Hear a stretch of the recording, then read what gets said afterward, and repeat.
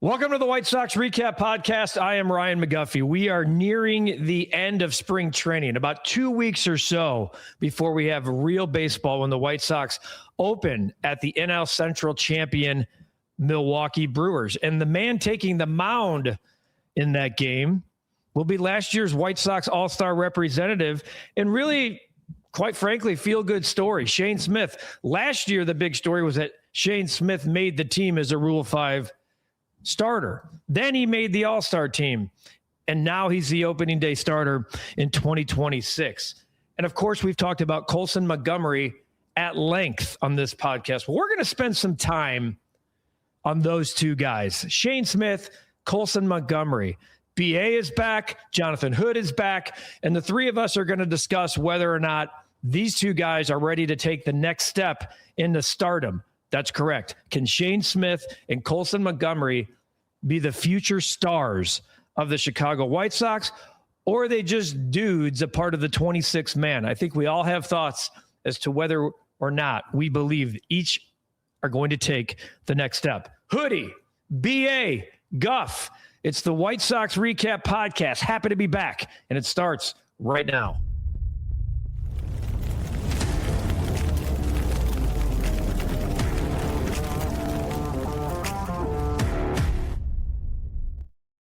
All right, the band is back together. I feel better when the band is back together, regardless of whether we have had a hint of spring training weather here in the beautiful city of Chicago. Now we've had a hint of, well, March is really like, but it feels warmer when I got BA and I got Hoodie, and the UIC Flames. I thought we were going to be dancing. I thought we were going to lose Hoodie for a few weeks, be able to do like a podcast from like Charlotte, North Carolina or something when 15-seeded UIC came dancing in for the 2-seeded upset. But unfortunately, Hoodie's moved on to baseball. But hey, it's good to have you boys back. Well, I'm glad to have them. But anytime a mid-major can sneak in there and make a run at that tournament, man, you're always pulling for them. So sorry, Hoodie. Bum for you. It's all right. That's all right. You know, the positive is I'm off the road and I'm with you guys talking White Sox baseball. My first love. You never forget your first love. No, you don't. You never forget your first. First love, the way she smelled. But you understand. Oh, I do. Okay. Oh, yes. So never forget your first love. What I thought was my first love. Is that what you're saying? That's exactly right. We're still talking about sports. People like humanization of the podcast. You know, you could dance in different floors here. All right, so you heard me guys in the open discuss Shane Smith and Colson Montgomery. We've talked about each of those at times. We've talked about Colson and last year. I want to talk specifically about these two guys. By the way, we're about 2 weeks away from the Big Predictions podcast. I know it's always a fan favorite, so start getting the whistle wet, boys, and start looking under the hood, so to speak, pun intended, as to say, because I'm going to have about 10 to 12 predictions. So I'll get them out to you next week, so you have some time to think about them. Because the prediction pods, this guy somehow won last year, but that's not saying hard, man. It's not saying much. We were just throwing shit against the wall. I mean, Jordan Leisure led the team in saves with 7. But the guy who led the rotation in strikeouts, in innings, and the White Sox All-Star. Let's start with Shane Smith, named opening day starter this week. I don't think any of us are shocked. I kind of found it funny almost that the White Sox kept it under wraps this long. I'm sure both of you saw the White Sox video of how they did it. They called him into the office. It's become the popular thing to do. What I loved about it, though, is the true emotion and how much it meant to Shane Smith to be named opening day starter when you go back a calendar year. Just making the team as a Rule 5 guy was such a big deal. So, BA, I'll start with you.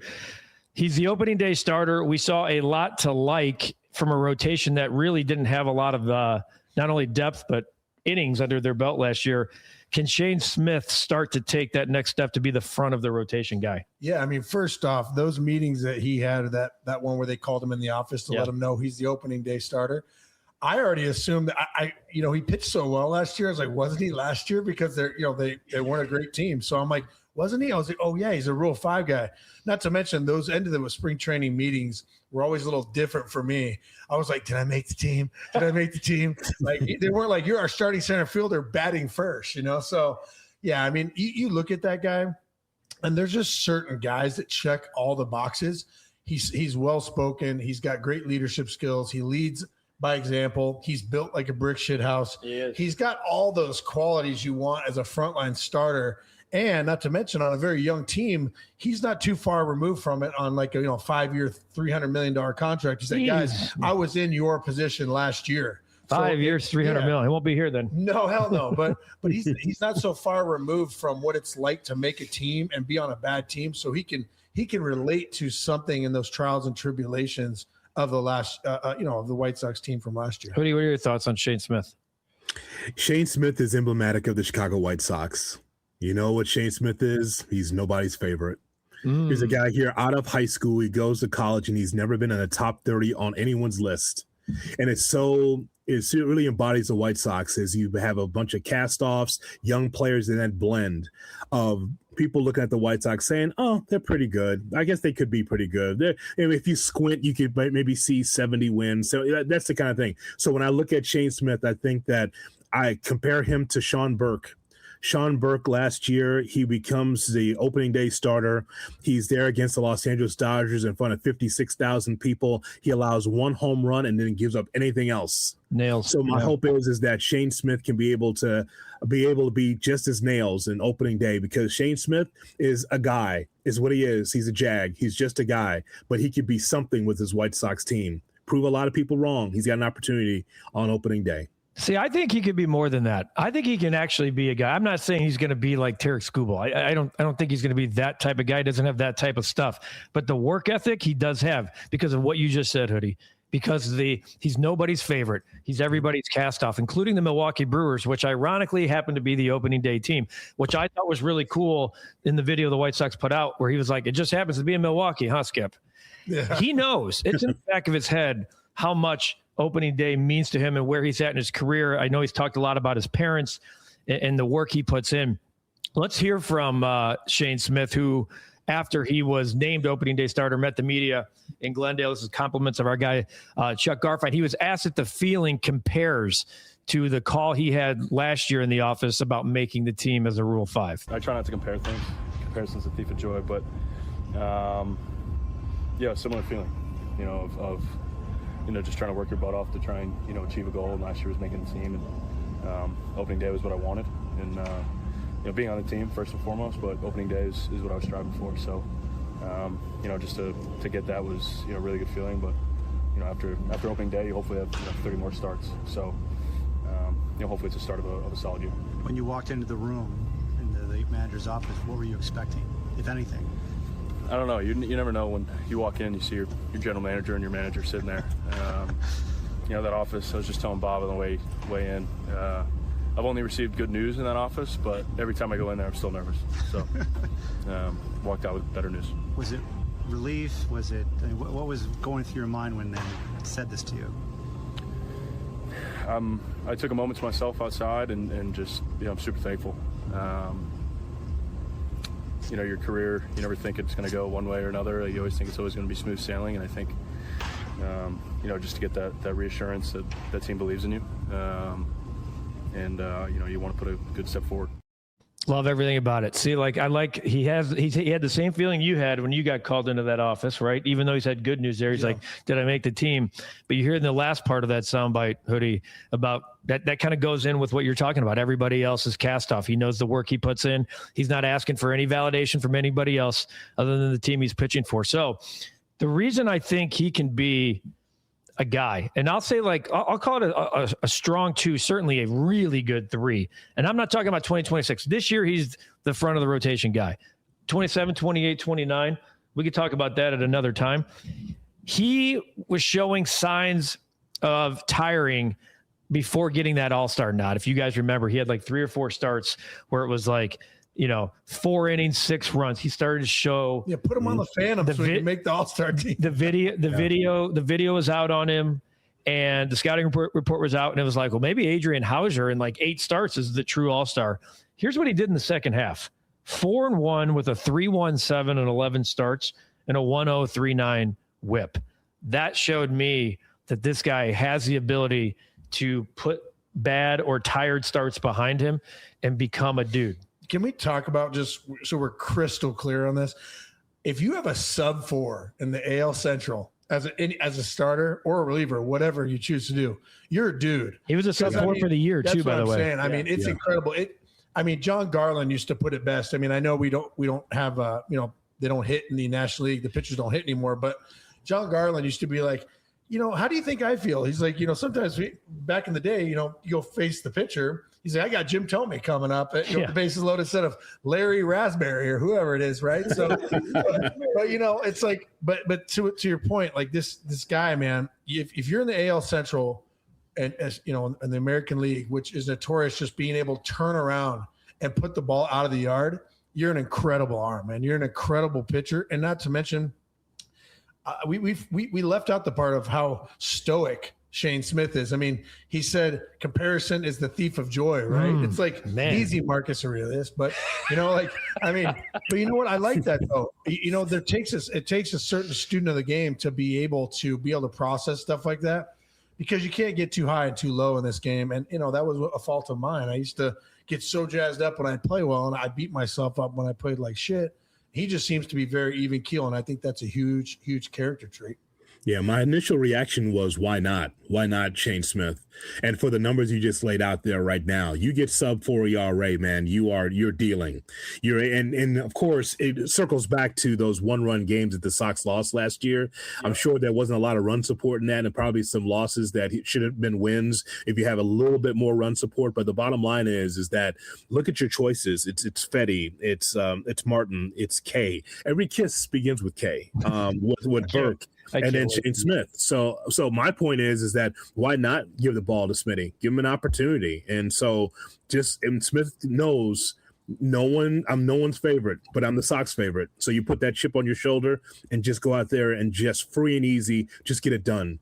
Not nibble, just throw strikes, and who knows what happens. Here are some of those starts, by the way, in the second half. Not to make light of who he pitched against. At Seattle, 2 against Detroit, 2 against the Yankees, at Atlanta, Tampa Bay. That was when he was 3-1-7 with a 4. So, and to your point, Hoodie, about run support, 1-0 loss, 5-3 loss in 11. 3-2 loss, a lot of one run, no offensive support. Michael A. Taylor going 1 for 3 with a solo shot. I just wanted to bring him up because I had to. That poor guy, man, just spent 10 years, 12 years in the league just doing his job, and we're just wearing him out. Well, hey, man, hey, businessman special 105. You don't respect 90. Respect 90. Hey, Taylor.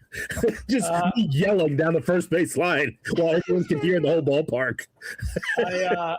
I want to talk about spring training stats here in a minute, more with Colson, but Hagen Smith in spring training thus far as we record this, or not Hagen Smith, Shane Smith, I'm sorry. Shane Smith. I know that's a no. People are I have foreshadowing the Smith brothers. He's only thrown 4 2/3, 3 earned and 2 homers. I don't get too caught up in pitchers. A lot of times it's a different, the high sky, the ball flies different, all that shit. This is like so epper pill. Like this sums up baseball. Look at this guy this guy took vocabulary on his. So check this out. Bernstein. If you thought Mirko, Jermaine, Jim Tomey, if you thought they didn't care, I mean, listen, they all care to a certain extent, but if you thought that they weren't on a regimented schedule, get your 2 in and get out, pitchers really don't care.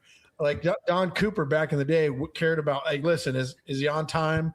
Is he throwing strikes? Is he healthy? How many pitches is he at? 30? Get him out of there. They don't care. It's all it used to be so crazy to me because it was so inning and a third. All right, now who? The next 75 pitchers that come in, but things are a lot more structured these days. They're a lot more conducive to what they're doing in spring training. Yeah. What's your favorite one? Is High Sky working on stuff? And what's the third one? You mentioned it. There's a third one, right? Usually, my favorite is working on stuff. The ball travel is different. The ball is different. That's it. Hoodie, just so you know, that High Sky thing, that's the High Sky. That's a Hawk. When Hawk was doing spring training games, I can't call him, but that High Sky's got that one eaten up. But as somebody who's from Arizona, though, let me tell you, if I ever wanted to make a quick mill, I should have just said, listen, guys, give me your 10 best Gold Glove outfielders. We're going to do pop-up communication. No clouds in the sky. I'll be like this, catching them because I'm used to it. The rest of them are Off their chest, off their face. It's nuts. But on the broadcast, it's so common. It's so commonly used for people who are watching this game everywhere but Arizona. So it's like high sky and it's like 82 and everyone's like, I don't what the like, I want to see my center fielder making routine plays. It's called a can of corn. You should be able to catch it on any planet. All right, let's transition to Colson Montgomery. Before I do so, though, we got to ask the question that we penned here as the topic: Is Shane Smith on his way to stardom? Yes or no? And by stardom, look, he's already an all-star. So like, what does stardom mean? One from each team. Okay. Stardom to me means like, is he a top 2 rotation guy for the Chicago White Sox going forward? And let's call it the next 3 seasons. Well, the answer is no, because can I say he's going to be a White Sox in 2 seasons? No. Right now, we covered a lot of these young guys, and in that circle is not Shane Smith. This is a opportunity here for another year for him to show what he can do. Can you guarantee me of sub-4 ERA and quality that he gave with no run support this year? I can't guarantee that. I hope that there's more run support and there's more wins for him, but he's not in the circle of the people that we talk about at the bar about the White Sox. He's not. It makes me think of this term that's being floated around all the time. When Shane Smith, God bless him, his career's said and done, I don't think we're going to be saying he's in the Hall of Fame. I think we're going to be inducting him into the Hall of Really Good. I think he's just going to have like a great 12-year career. We're like, man, he's going to get that fat contract. And you're like, man, that guy was stardom awesome to me. 12-year career and Hall of Really Good is a star. Hall of Really Good. Should I take it? I can see this. I can see this. And I don't know I think it's too early to decide if he's on his way to stardom. If I have to answer the question, I'd say no, but I think he could be a really good White Sox for however long that is. I could see a scenario if he has a year similar to or just a tick worse than last year, that the White Sox do approach him about an extension, like a 4 for 40 or 4 for 50 type thing. Me? Well, I hope so. Yeah, I 4 know. for 40. I thought it was going to be 4 for 200. Oh, well then we're not giving 200 million. I know. Yeah. Hoodie will stop. Come on. How dare you? All right. Wow. And by the way, write that down for a topic. What's that? What's his next contract? No, God, no. I think we know it won't be anything higher than Benintendi. So I will tell the topic is Hall of Very Good White Sox. Okay, that's really good. So yeah, John Garland. Okay, so our entire starting 5. Where does Paul Konerko rank on that list? Hey, you know what's going to be crazy, Hoodie? We're going to be sitting there down the road. We're looking at this list of guys in the Hall of Fame. Sorry, not to go off on a tangent. And we're going to go, well, this guy, and this guy's in there. And Konerko's 280 with 450 and 1,200 ribbies in a World Series ring. Like, why is he not in the conversation? That's a great topic. White Sox, like Hall of Fame or Hall of Very Good. That's going down in the old head. Right, AJ come on for that because he's great at being able to pluck. AJ's part of that discussion, by the way. He's like one of 9 catchers with 1,000 innings caught or something like that. So we will get into that because it's a really good. I like what happens when we're together. See that? All right. Rich Dotson. Go ahead. Love me a Rich Dotson. Oh, my God. We love Dot. Dot was great. Dot was great. Those 80s White Sox were hard to find. Hurt his arm. Look, when Ivan Calderon was like a 14 home runs led the team. I'm not kidding. How was I not born yet on that team? That 4-hole playing center. I know. With an extension. Trust me, you would if Kenny Williams was playing left. Oh my God. Yes. And all of third base. The entire third base. Ground ball, his ass would throw it to first base. He was something, man. Wide load over there. I'm gonna keep my shades on. You know what's funny about that? Kenny, Kenny was always good to me. He drafted me. We had a really good conversation leading up to that 2008 season. But he sat me down. He's like, BA, like, you're a freak. You think you're a freak? He goes, you couldn't even hold my jack. I could do it all. And I'm like, then why'd you play left? Wait a minute. Hang on. Before we transition. And it was positive. But he said, don't correct me if I'm wrong, with all due respect, then why am I tracking it down in center field, replacing Ken Griffey Jr.? You were in left. Like, what are we talking about? Wait a minute. You're burying the lead. He said to you, you couldn't hold my jock? Well, because Kenny was like an athletic guy, bigger he was guy. a football player at heart. Football player at heart and mind. Without getting it misconstrued, he was trying to hype me up, and he pulled me in the office, and it led to me having a great 08 season. But he was just like telling me, like, be a year 5 tool, you could do it all. He's like, but compared to me, you should see. And I was like, did you play left? I was like, what the hell are you talking about? Me and Guff saw Kenny Williams play. Please. Yeah. Give me a break. Sorry, you want me to pull up his meant to make myself feel good, not crack on you. You were spinning circles around Kenny Williams. Kenny Williams, career war. Kenny Williams. Anybody want to? That's probably. Yeah, we've really turned better than mine. We've really turned it into the shit. Yeah, easy. It's probably better than mine. Ken Williams, career war. 2 hoodie. 2. A 1.1. I would have said like a 1.5. Negative 0.2. That's probably mine. Don't look mine up, or I'll walk off the show. That's true. In fairness, I'm not going to look yours up. Thanks. We'll tell Hoodie privately. All right. Well, I hope as we transition into Colson Montgomery, that the best is not it was last year. Like, I don't want this to be, and this all, like, I remember Gordon Beckham, right? I love Gordon. We've talked about this, me and Gordon. There was so much hype on Gordon when he came up. You remember, Hoodie? Yeah. He came up right in the middle of a team that was expected to win. You were there. And he had that walk off against the Cubs in the crosstown. It's like, man, this guy is just the start of something to come. And the problem was Peter Gammons picked him to like lead the league for second baseman in RBIs or something. That was his ceiling. His ceiling was his rookie year. Yeah. I don't want Colson Montgomery's ceiling, hopefully, to be his rookie year. And we know what he did in the second half. I mean, he was 4th or 5th in Major League Baseball in home runs, 3rd in RBIs in the entire second half, 21 homers. We saw, and he has shown now that he can be a 30 home run guy that you can rely on. I love the idea. I don't know if you guys saw this morning, Mooney Murakami hit a grand slam in the WBC. That was fun to see. I like Shohei would show him how to hold the bat. I like putting Mooney right there in the 4 hole to give Colson some protection there. I'd put him in the 5.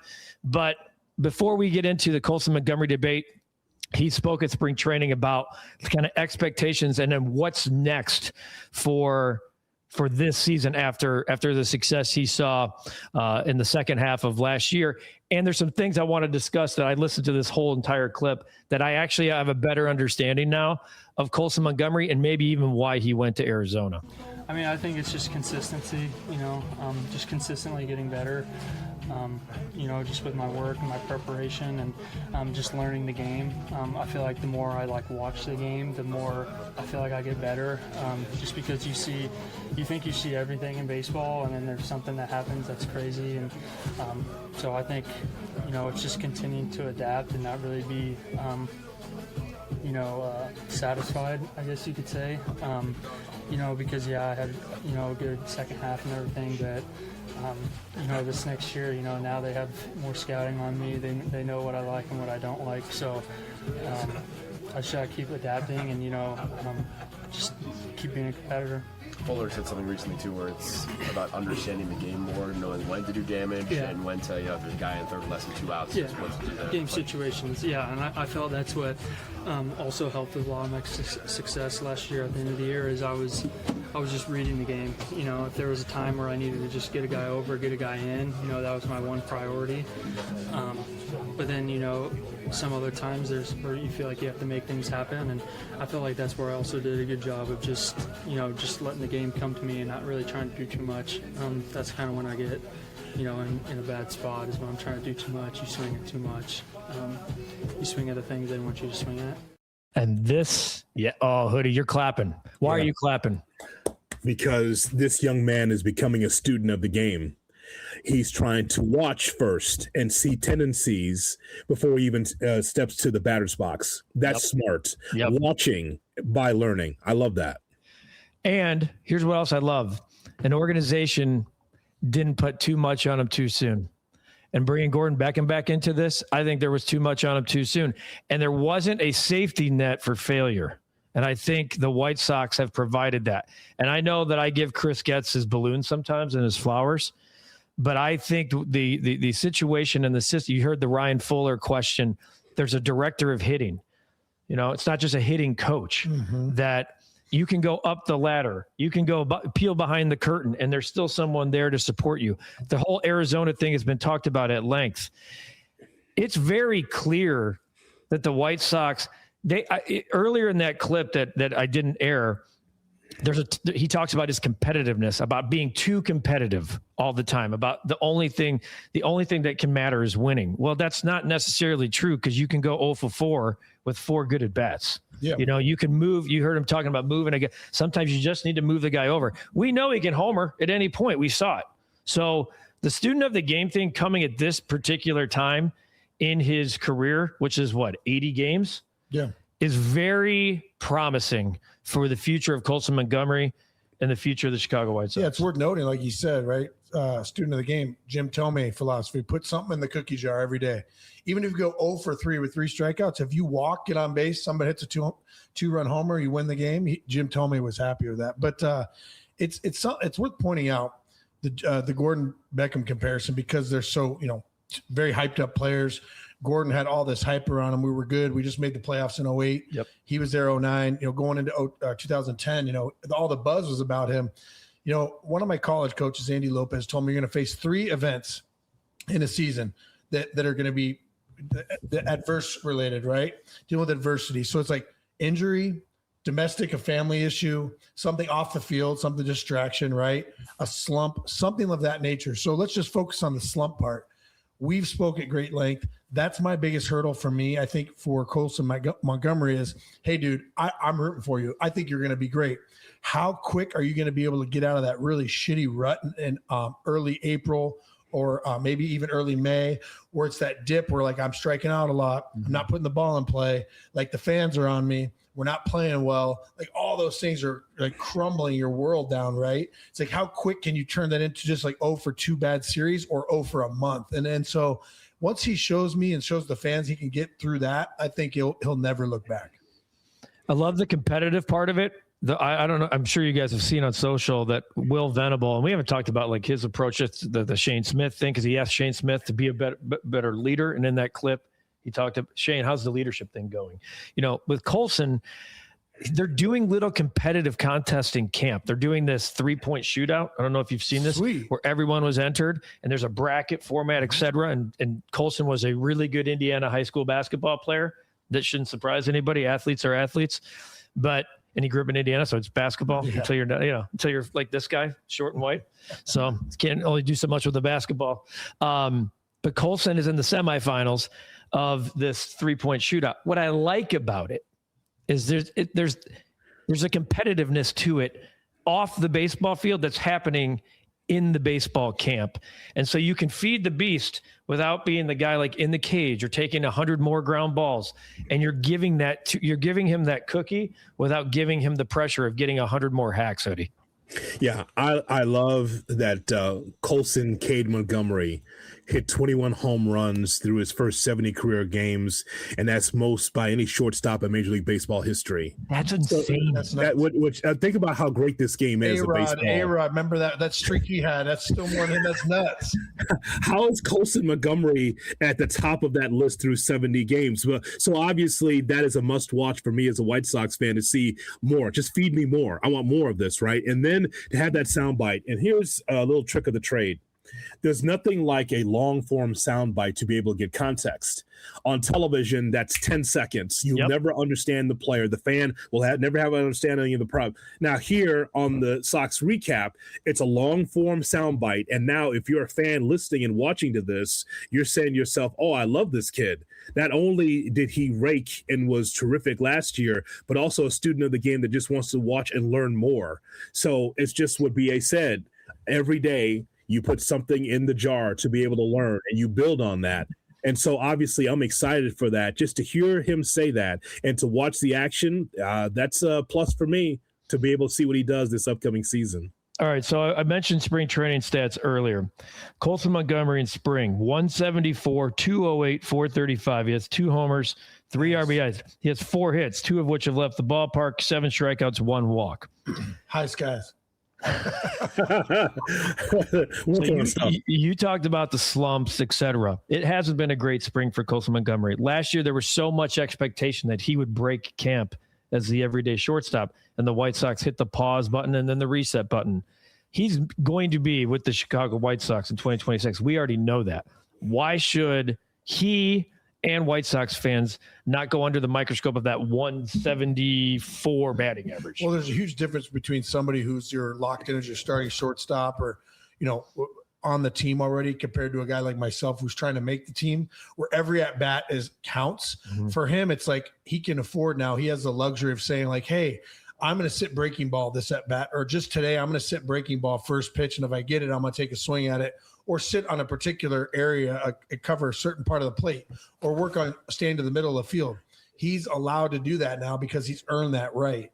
So when you earn that right, you can now work on things in game as opposed to someone who's trying to make the team like a Braden Montgomery who might be going like, hey, I'm going to try to make the team. And he's crushing. And he's having a big spring. Every single one of those at bats, he could be like, listen, I'm not working on shit. I got 35 to 50 plate appearances, man. I'm going to go balls to the wall, see if I can break camp. Worst case, I'm going to Charlotte, right? So the guys that are there working on stuff, even a Chase Mydroth, he's slated as a second baseman or super utility. Like he's the type of guy where he's like, you know what, I'm going to really let the ball get deep and try to stay out the middle the other way, or work on maybe drag bunting or sack bunting, whatever.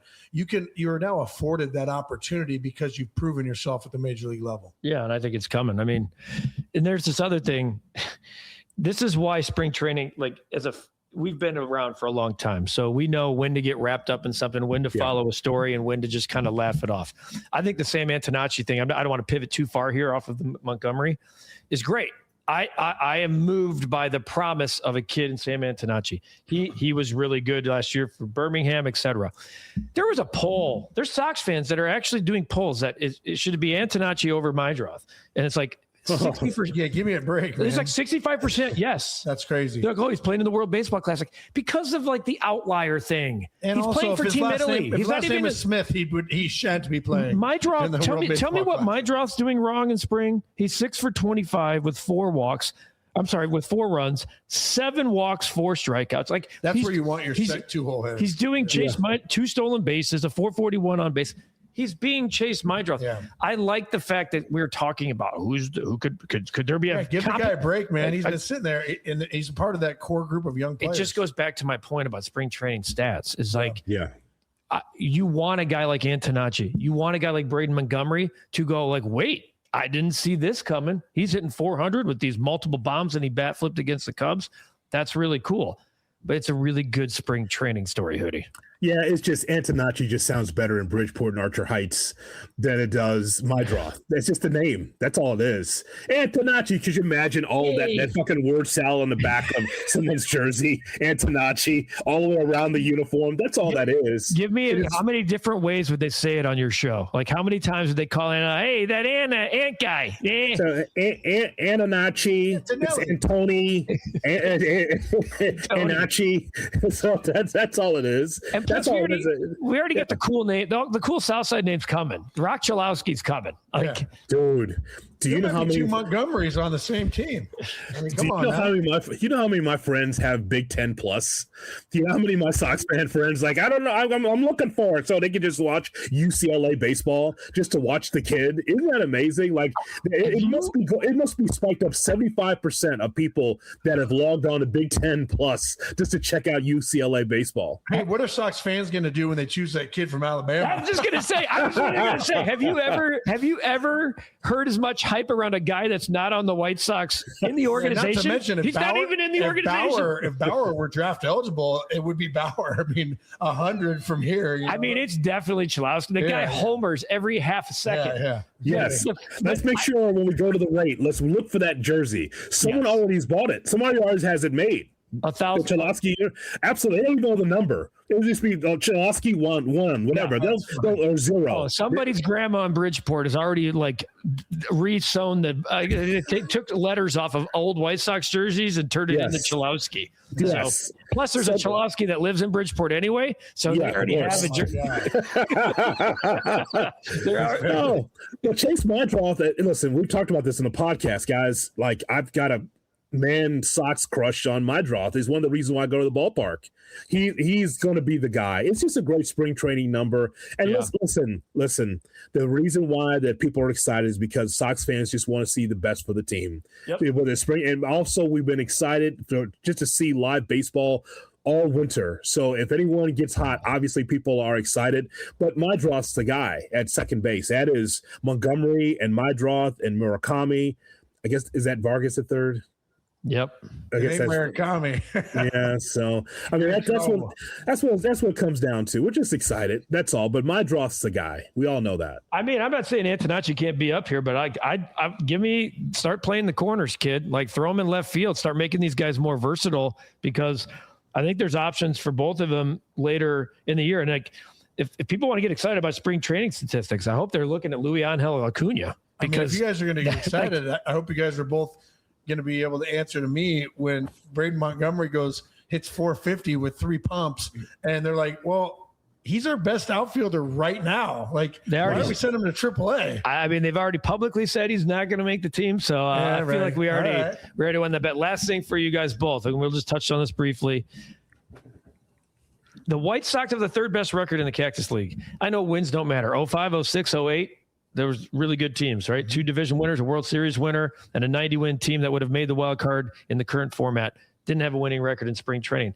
But when you're young and got a bunch of guys that are coming up together, and you have a manager in his second year that seems to be taking more command of the ship, Hoodie, I do think the style matters. The results don't, because guys, number 89 is closing out a game, and number 94 gets the game-winning double. But from those first 5 to 6 innings, that's the box score I look at. I look at what happened in the first 5 innings, and every single day I'm like, there's a lot of good things. So I think that part's sustainable. If the Dodgers were struggling in spring training, I don't know their record, but if they were struggling, then it would not matter as much because they're the World Series champion. But for a young team, a team that's laden with young talent, it matters that you're playing good baseball, fundamental baseball, and that and again, it's not about the wins as much as, are you playing well? Are you hitting the baseball well? What does your pitching look like? So I think that because of the youth on this baseball team, look, you're a baseball player, you know it's going to be ups and downs, BA, but it's good to be able to at least be in spring training saying, hey, you know what? I did that well. Skip's not on my ass. Coach is not on my ass. So that's good. So I'll take these, not necessarily the wins, but I'll just take the good baseball that we're seeing this spring over bad baseball. Well, good momentum going into a season for a young team has never been a bad thing. I mean, especially after the second half they had last year, too. Yeah. And if the White Sox were 1-28 in the spring, you'd be like, oh, that's cause for concern, right? But still, they're still 0-0 when they go into Milwaukee or when they play the Brewers, right? But like to Hoodie's point, you get a young team that has, they haven't proven anything yet. If you can ride a nice, playing, over 500 baseball in spring with some momentum going into the season, it's certainly not going to hurt. Yeah. And so the Dodgers, you asked, have a half game better record than the White Sox, second best in the Cactus League. So if people are poo-pooing this, the Yankees are 10-6 and are 4th best in the Grapefruit League. So like the cream of the crop is still, the cream of the crop. So we didn't answer this last question about Colson Montgomery, bringing it back. Is Colson Montgomery ready to take the next step towards stardom? Hoodie. The answer is yes. Based on what we saw for the 70 games and those many home runs he hit, man, he's absolutely ready for the next step. That is all-star caliber, I think, from Colson Montgomery, one of the more exciting shortstops in the Southside that we've seen in a long, long time. So, yeah, I think more so than Shane Smith, he's ready for that next step for me. Yeah, I think Hoodie's absolutely correct. I hope he spent this offseason preparing his body for 162, as opposed to like, hey, I might be able to go to Arizona and take 2 weeks off. You just simply don't get to do that sometimes. And so one thing is certain, if he's able to even go mimic what he did last year in its entirety, or he did in the half of the season in its entirety, and put up a 270 with 25 and 75 to 80, yes, will the White Sox fans be disappointed because it wasn't a huge bump? Man, my God, you try and tell me a 23, 24-year-old player, putting up that kind of numbers at shortstop and being young left-handed hitter, that's a huge win. Yeah, and look, I think Major League Baseball has already taken note of it. He was named a top 100 player in the annual MLB Network, top 100. That's incredible. So I think you're starting to see the stars. They don't take that list lightly. It doesn't mean success. I'm with you. I think when you're talking about Colson Montgomery doing something that no one in the history of the game did in 70 games, that's star. That's star quality.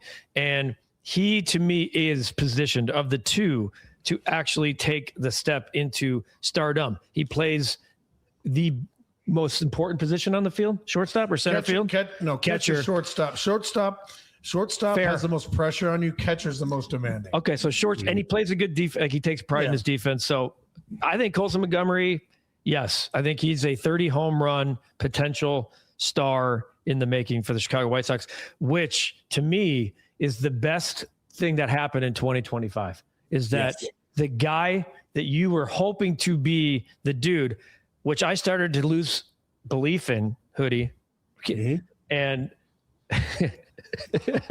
started to lose belief in that that guy was going to be kind of a write-off or a cast-off, and now it looks like he may have taken that baton to be that guy.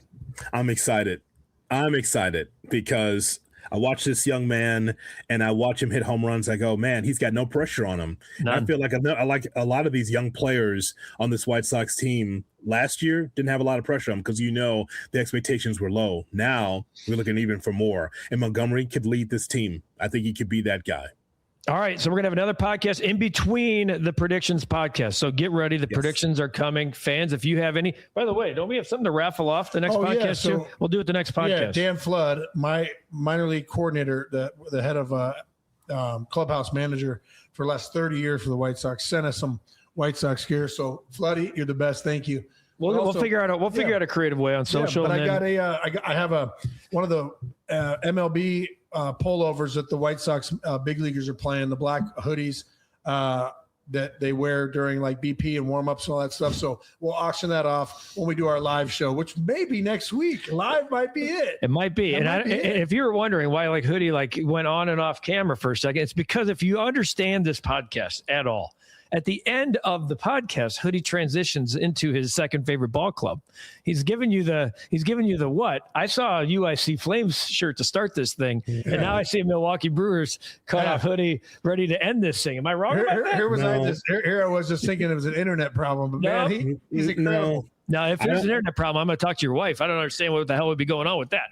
You guys are drinking again. I've had this on the entire time, and I just don't understand what you guys are talking about. But whatever you say, yeah. Okay. Well, if we can ever get together and all three of us drink together, that that would be just fine. We'll put a bow on this edition of the White Sox Recap Podcast. We appreciate you watching on YouTube. If you don't already subscribe, what are you doing? 250,000 others do that, and then hit the notification bell. So every time we drop a new episode, you guys get the notification. If you're listening to wherever you listen to audio podcasts, boom, do the same, because we are there too. For Jonathan Hood, for Brian Anderson, I'm Guff. We'll see you next time on the White Sox Recap Podcast. Had it on the whole time.